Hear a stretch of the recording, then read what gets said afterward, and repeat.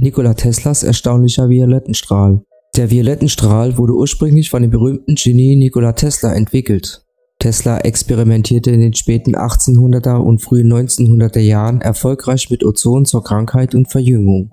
In den 20er und 30er Jahren wurde die Sauerstoffzonentherapie in den Krankenhäusern, Kliniken und Sanatorien eingesetzt. In der zweiten Hälfte des 20. Jahrhunderts begannen die Pharmaunternehmen alle Elektrotherapien zu verunglimpfen, als die medikamentenorientierte Medizin auf dem Vormarsch war. Ein Violettenstrahl ist einfach eine kleine Tesla-Spule mit einer Glaselektrode an einem Ende. Es gibt hochfrequenten Strom ab, der laut Tesla unter der Fettschicht der Haut dringen kann. Der Strom stimuliert offenbar in vielen Fällen das Immunsystem.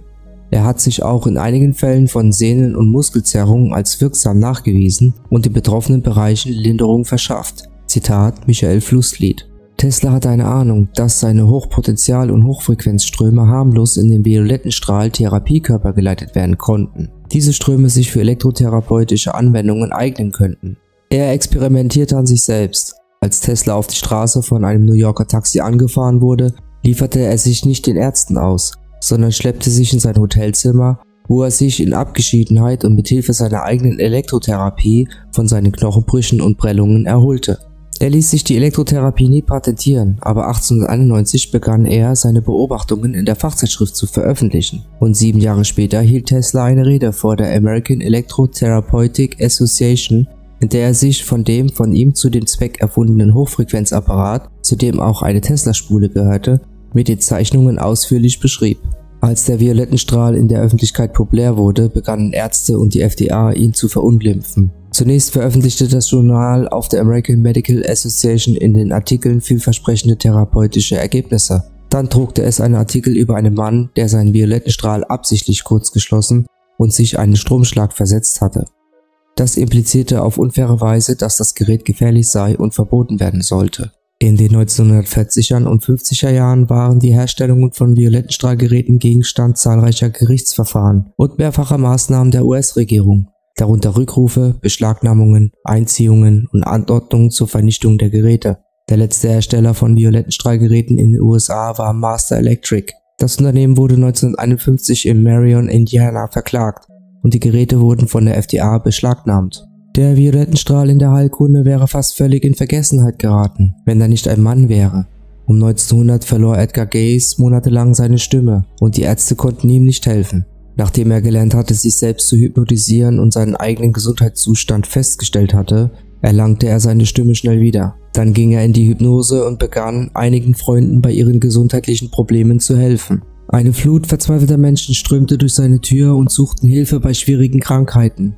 In seinem Leben als psychischer Diagnostiker gab er 14.000 Lesungen, in denen er in mehr als 900 Lesungen die Verwendung dieses Violettenstrahls erwähnte. Das Klima der offiziellen Einschüchterung war jedoch so stark, dass in den letzten 70 Jahren nur noch eine einzige Zeitschrift, Chinese Medical Journal, Studien veröffentlicht hat. Der Violettstrahl ist nach wie vor von der FDA für die Violettstrahlheilung zertifiziert, die ausschließlich zur Behandlung von Alterserscheinungen und Hautkrankheiten sowie von Haarausfall eingesetzt wird. In einer Zeit, in der die medikamentöse Therapien im Vordergrund stehen und ältere Heilmittel verunglimpft werden, ist diese fortgesetzte FDA-Zulassung eine wichtige Anerkennung des Wertes von Hochfrequenzgeräten. Hochfrequenz-Violettstrahl verwendet Inert-Argongas, das für die violette Farbe der Elektrode verantwortlich ist.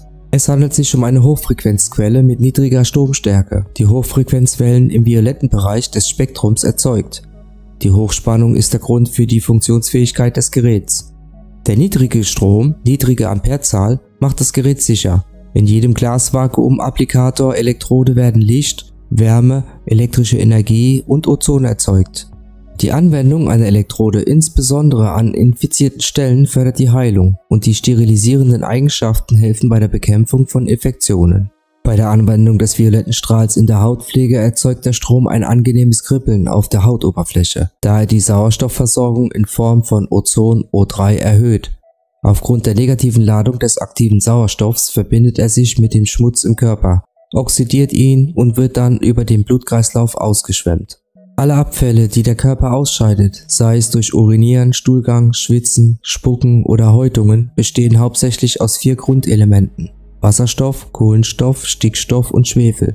In Verbindung mit Sauerstoff werden sie durch natürliche Oxidationsprozesse in H2O, CO2, NO2 und SO2 umgewandelt. Dies sind die chemischen Bezeichnungen für Wasser, gasförmiges Kohlendioxid, das giftige Gas Stickstoffdioxid und das saure Gas Schwefeldioxid.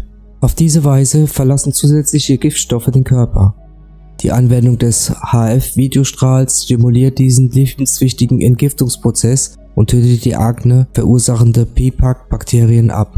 Es bleibt für die Zukunft abzuwarten, ob die volle Tragweite des violetten Strahls in anderen Anwendungen der Gesundheit und Heilung als der Hautpflege realisiert werden wird. Die Vorteile der violetten Strahlmaschine bleiben vielversprechend. Wir sind sicher, dass Nikola Tesla recht hatte, als er sagte, diese Ströme könnten sich für elektrotherapeutische Anwendungen eignen.